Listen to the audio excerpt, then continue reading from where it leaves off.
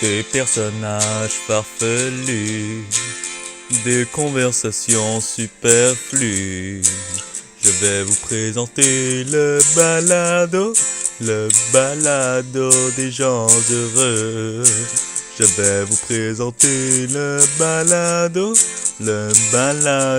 des gens heureux. Yo! En langage adulte, bonjour, bonsoir mesdames et messieurs et bienvenue à l'épisode 2 de la saison 2 du balado des gens heureux. Et oui, vous nous voyez. Ah! Il y a une caméra? Oui, Allô? oui, superbe. Et oui, pour cet épisode, vous allez nous voir et pour le restant de la saison 2 aussi. Malheureusement, on n'a pas pu respecter notre promesse de faire un épisode par mois, mais au moins, Il y a un épisode. et oui, plus qu'un épisode du balado des gens heureux saison 2. Et pour cet épisode spécial, aujourd'hui, nous allons inviter un intellectuel venu tout droit des réseaux sociaux. Restez pour voir cette mystérieuse invitée. Mais avant, Martin. C'est dans mon reportage. Je vous amène avec moi dans une contrée très lointaine. Sur ce, générique.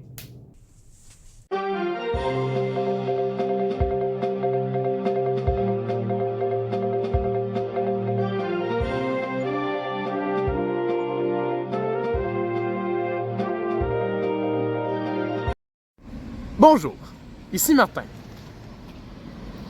Je suis en reportage et je vous parle sans micro. Je pense que je vais enlever cela du cahier des charges. Nous allons commencer avec du vandalisme, plus communément appelé du graffiti. Les graffitis peuvent être faits par des vandales ou par des gens de bonne volonté.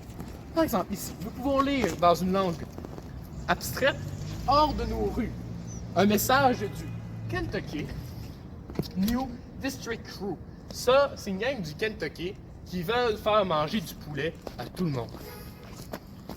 Oh, retiens, regardez, un parcomètre. Le parcomètre sert à calculer la taille d'un parc. En mètres. Bien sûr. Donc, comment vous faites? Vous prenez ça, vous calculez. Là, je vois où tient. Ça tombe bien. À l'intersection là. Là, ça fait un angle droit. Et là, je vais essayer de trouver un parc. Imaginons que ce carré de gazon soit un parc.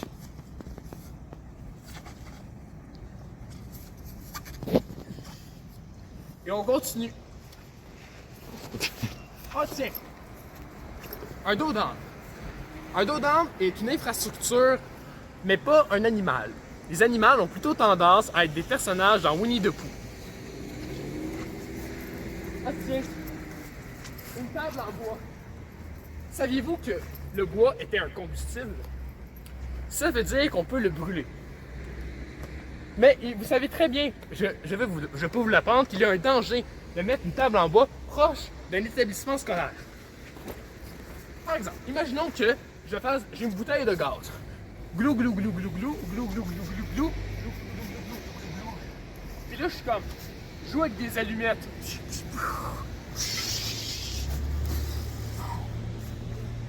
Vous voyez que c'est dangereux.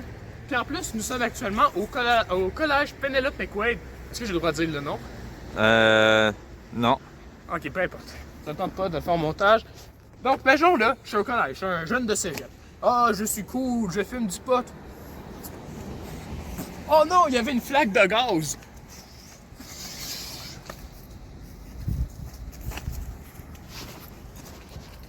Ah tiens, regardez, c'est les portes du studio où ont été tournées District 31. Les fans sont venus faire des dessins de leurs personnages favoris. Comme par exemple, lui, c'est le docteur dans la saison 4 qui tue ses patients avec leur dentier. Ah tiens, ça, c'est le sergent.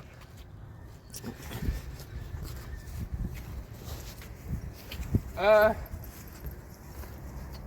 pense que ça va être tout. Hein? Ouais. Oui? Non, ça va être tout, là. Ça va être tout.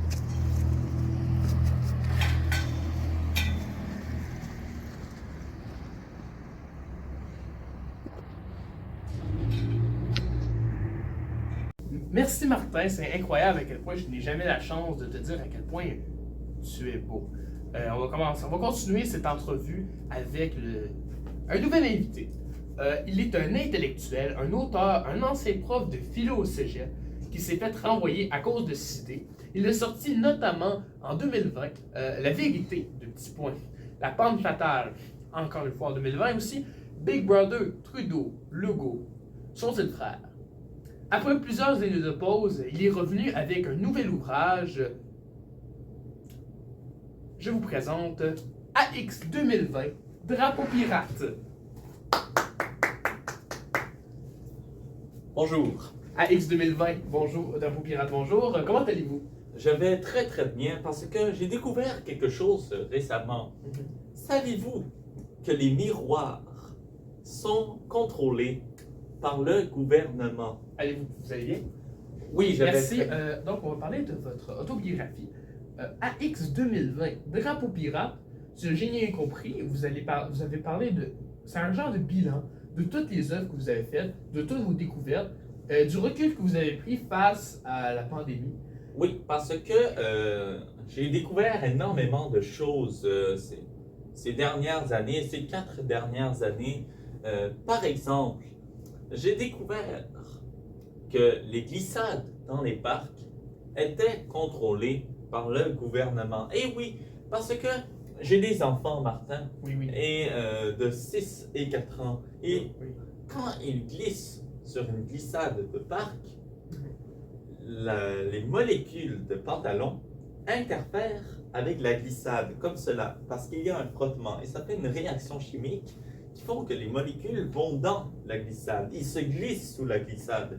C'est un petit jeu de mots. Et il y a des machines dans les glissades qui prennent ces molécules-là et qui les analysent en laboratoire. Parce que les laboratoires sont contrôlés par... Le gouvernement. Merci beaucoup.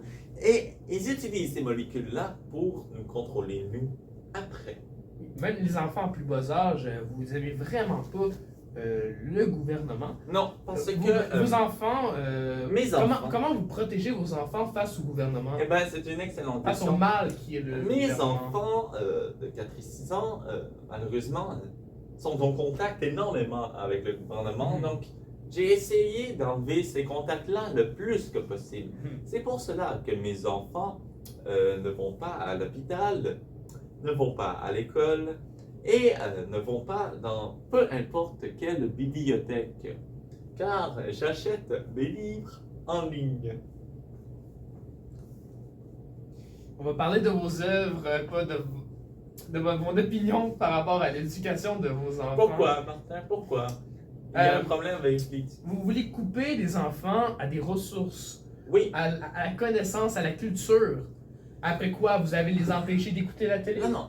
Martin, c'est parce que les bibliothèques sont contrôlées par... Le gouvernement, parce Oui. que c'est une institution municipale pour permettre à tout le monde d'avoir Oui. accès à la culture et Et l'information. la municipalité est contrôlée par... Le gouvernement, c'est un Exactement. gouvernement. Parce que... non, parce que le gouvernement, elle est gouvernée par... Le gouvernement. Oui, merci beaucoup. Et c'est pour cela que les bibliothèques sont contrôlées. Parce que les bibliothèques décident de quels livres ils choisissent. On s'entend? Ça veut dire qu'ils peuvent choisir des livres qui sont contrôlés par... Le gouvernement. Merci beaucoup. Et donc, ils sont en train de brainwasher nos enfants. Oui. D'ailleurs, si on ne peut pas s'informer grâce au gouvernement, grâce aux bibliothèques, grâce à l'école, grâce au centre de santé, je ne sais quoi, c'est où que je peux m'informer? Eh bien, Parce que faire les recherches, moi j'ai été sur des sites, université, Radio-Canada. non. Oui.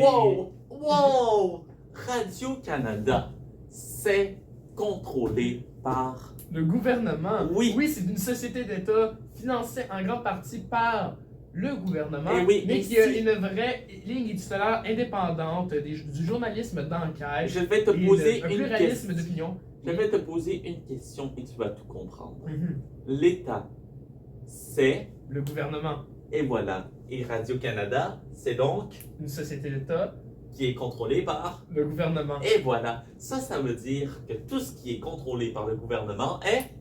Mal. Merci. Vous êtes encore à X 2020 Drapeau pirate. Oui, exactement. Vous pouvez aller acheter ces livres, vous informer sur ce qu'il fait sur alainmousque.websitecreator.com. Avez-vous un mot pour finir ce balado? Oui, Martin. Vous avez jamais demandé pourquoi le gouvernement nous contrôle? Pourquoi? Eh bien, je vais vous répondre à cela. Mesdames et messieurs, je vais vous présenter une de mes chansons que j'écris sur le website, mon website. Est-ce que vous êtes prêts? Oui.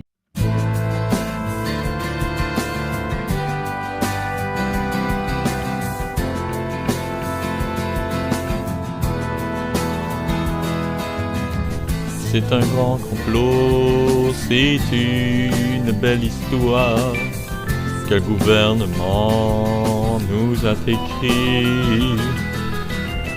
Mais grâce à moi, on peut garder espoir. Rejoignez ma cause, je vous en prie, Vous leur faites confiance, mais ils sont malins.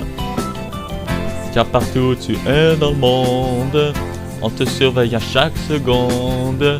Ils nous contrôlent, nos choses les appartiennent.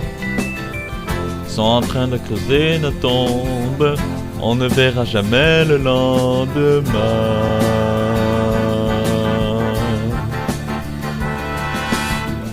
Mon ami, il y a longtemps, a travaillé pour ses entêtés de dirigeants. Pour un rien, il sait faire envoyer le silence, il l'a gardé trop longtemps. Ce n'est pas comme ça qu'on crée les humains. Se faire choisir en toute constance, elle contrôler c'est un non-sens.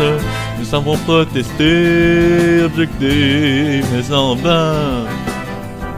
Ils ont beaucoup trop de puissance, on ne verra jamais le lendemain.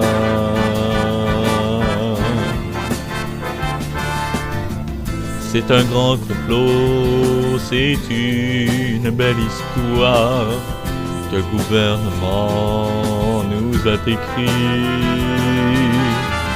Pour tout changer, il n'est jamais trop tard. Il faut protester dès aujourd'hui. Si un jour on veut vivre avec des droits, se libérer de la pénombre, il faudrait qu'on se rencontre pour pouvoir discuter de nos idées de loi qu'on aura décidé ensemble pour espérer avoir un lendemain.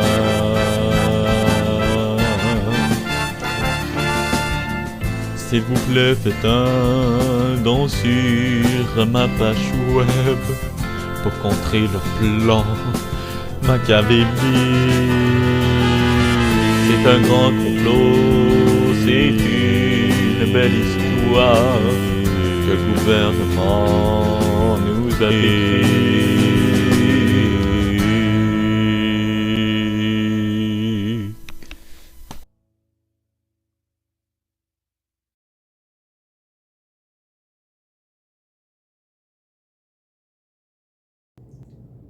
Merci à AX 2020 Drapeau Pirate. Là, c'est le temps de continuer avec notre chroniqueur habituel. Êtes-vous prêts pour le moment Christophe Coulombe?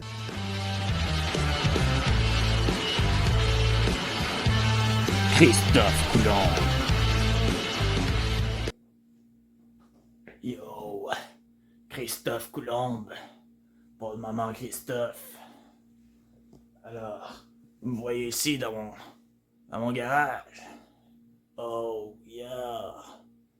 Hey, l'épisode d'aujourd'hui, c'était sur complot. Moi, j'ai pas de complot. Mais je peux vous apprendre comment on fait pour chercher de la bonne information. C'est quoi des sourcures? Moi, je suis une sourcure. Pour 3 raisons. 1. Je bois de la bière. C'est une des raisons importantes. 2. J'ai un site web. Ceux qui n'ont pas de site web sont pas sûrs. Puis 3, j'ai confiance en moi. Parce que j'ai trouvé le bonheur. Oh yeah. Ceux qui ont pas confiance en soi sont pas sûrs d'eux-mêmes. Ça veut dire que leurs informations sont pas sûres. Tout comme mon chum. Mon chum, à un moment donné, était pas sûr de lui-même. Puis j'étais comme, t'es sûr de toi? Ton information a pas l'air si sûre que ça. Mon chum, c'était Elvis Presley. Oh yeah. Savais pas quelle tune faire. Moi, je lui ai dit, fais une tune où tu sors de prison. Puis c'est ça qu'il a fait. Il a sorti de prison. Et une chance qu'il a sorti de prison. Sinon, il serait resté là longtemps. Il a fait plusieurs crimes, ce gars-là. C'est pour ça que je vous dis, c'est pas une sourcure. Fait que si vous voyez mon grand chum, Elvis Presley, croyez pas à ce qu'il dit. Ah, j'ai plus de temps? Ok. Je tiens à vous dire, les jeunes, 2 choses. 1, buvez. Et 2, faites vos recherches. C'était Christophe Coulier. Les gens heureux, saison 2, épisode 2. J'espère que vous avez mieux aimé cet épisode du balado. On a essayé d'inclure vos commentaires constructifs et négatifs dans ce balado. Et j'espère que vous allez continuer à aimer le restant de la saison 2. Mesdames et messieurs, Sur ce, on vous aime. Vous êtes beaux, capables de réussir dans la vie.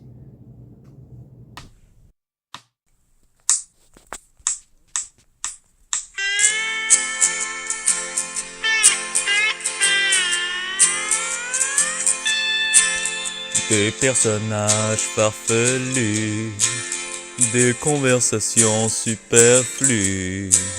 Je vais vous présenter le balado des gens heureux. Je vais vous présenter le balado des gens heureux. voilà. Oui, mais vous avez beaucoup parlé de la pandémie, mais comment vous, pendant la pandémie, vous vous êtes sauvé du danger qu'était le gouvernement à cette époque-là? La pandémie a fait, d'après vous, que le gouvernement s'est permis de faire tout ce qu'il voulait, tout ce qu'il veut faire depuis des années, c'est se permis de se défouler sur le pauvre peuple. Alors, c'est assez simple. Avec mes enfants, j'ai pris l'avion pour m'en aller du Canada. Avez-vous pris Air Canada? Oui, Vous êtes réfugié en Floride. oui. Vous avez demandé l'asile politique aux États-Unis. Ok, vous êtes